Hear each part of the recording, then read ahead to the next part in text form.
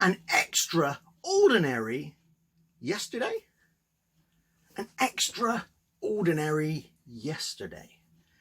That's what we're going to explore today in this short video. Hi, it's Martin, coach, speaker, and author. And you would have heard me many times talking about these extraordinary times that we live in right now. Now, I've been very deliberate with my language and a little unfair, to be honest. It is a little unfair. For I described yesterday, i.e. life before COVID-19, as extraordinary, which kind of means very ordinary. Now, you and I both know that there were many, many extraordinary things in the life before COVID-19.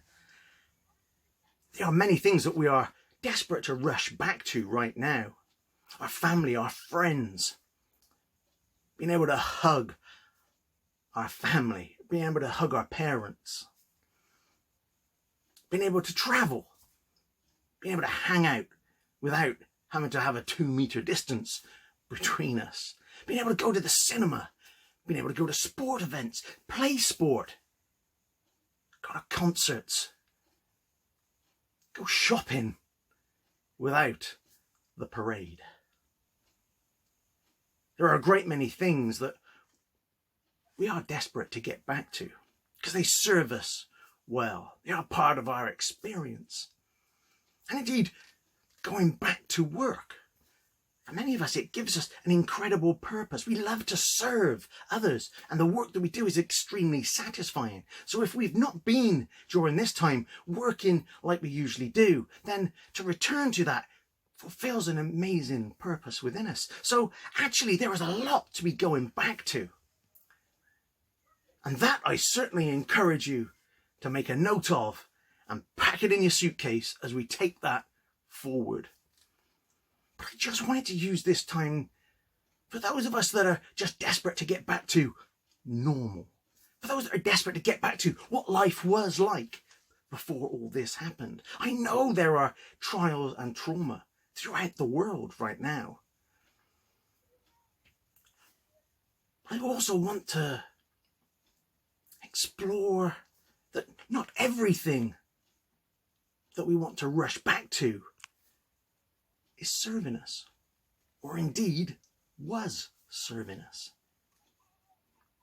See, on a global level, we had a political system full of caricatures.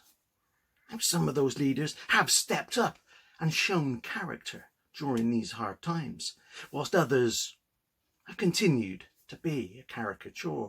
But the systems, the political systems, seem broken. Our politicians shouted at each other and treated each other in a way that we would never act like ourselves, or indeed expect our children to act like. Political decisions and political divides were then being born out in society, where society and cultures and communities were divided. And it was building hatred and resentment, and that only ever leads to suffering. More and more division, rather than coming together, because we know, instinctively we know, that together we are stronger. There was so much that was driving us apart. And we had climate fears, concerns, absolutely valid. But people were duct taping themselves to windows of banks, chaining themselves to boats in the middle of the street, dressing up like an Imperial Guard in Star Wars, and dancing around outside cathedrals. We had teenagers passionately telling us, like a stage show, how the adults of the world were failing them. We had a work system that was based on 100-year-old model, a manufacturing model from 100 years ago that bears no resemblance to the 21st century and the lifestyles that we now have. We have a school system that was essentially Victorian. There are a great many things on those levels that just didn't seem to work. And they all came down to us as hard-working individuals. Being expected to go to a building because our employer wants us to work in that building, spending 2 hours frustrating in traffic, paying for the privilege of working, for the fuel, the car, the public transport, the parking, costing us thousands of pounds a year just to work for our employer. And maybe we've just discovered that the majority of our work we can do from home.